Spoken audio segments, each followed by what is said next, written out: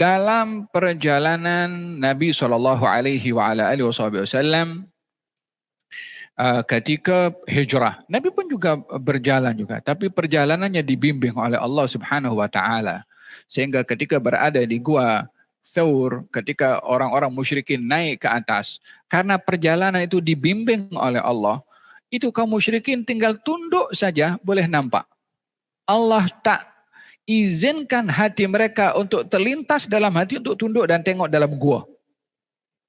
Dah naik ke atas tinggi itu, nak naik gua Thawr itu, coba kita kalau pergi umrah atau pergi haji naik ke atas, berapa jam kita nak tempuh naik ke atas. Saya pernah pergi ke gua Hira. Naik ke atas, turun, itu sampai di bawah kita jalan di bawah di tanah yang datar, macam turun tangga. Disebabkan oleh karena dah terbiasa hampir berapa jam turun itu daripada, ya bukan mudah.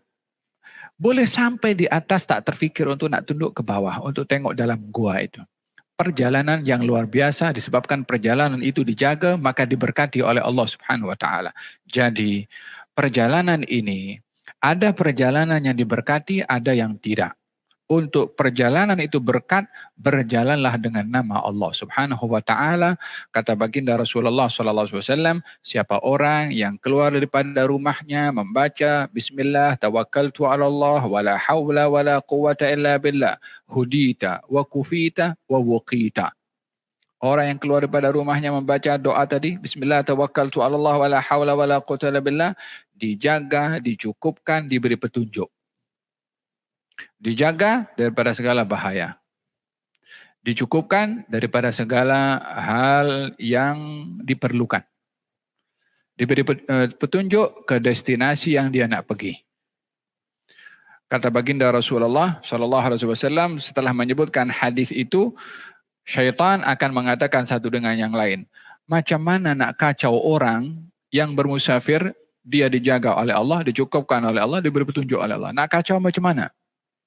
Bermakna orang bermusafir itu imma diberkati dan dijaga oleh Allah atau ditemani oleh syaitan.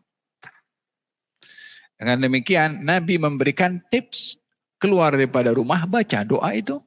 Perjalanan diberkati oleh Allah Subhanahu wa taala.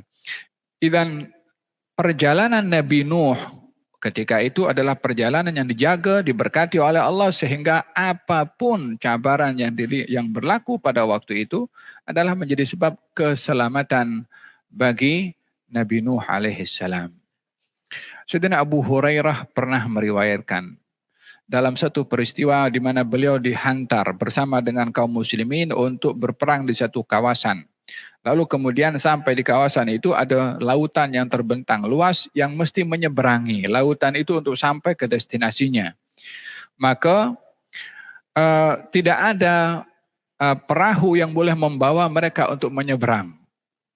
Maka mereka berdoa kepada Allah mengingati bagaimana Nabi Musa dan Bani Israel boleh menyeberangi lautan dengan dibelah lautan itu oleh Allah Subhanahu wa taala.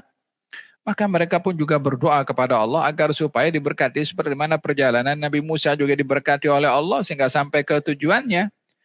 Maka diperintahkan, diilhamkan dalam hati kaum muslimin waktu itu untuk menyeberangi lautan tanpa lautan itu terbelah menjadi dua seperti mana berlaku di zaman Nabi Musa alaihissalam, sehingga seluruh tentera menyeberangi lautan tanpa ada apapun yang membasahi kaki kuda mereka, apatah lagi membasahi tubuh badan mereka. Ada barang jatuh pun mereka patah balik, ambil balik, tak tenggelam pun barang itu.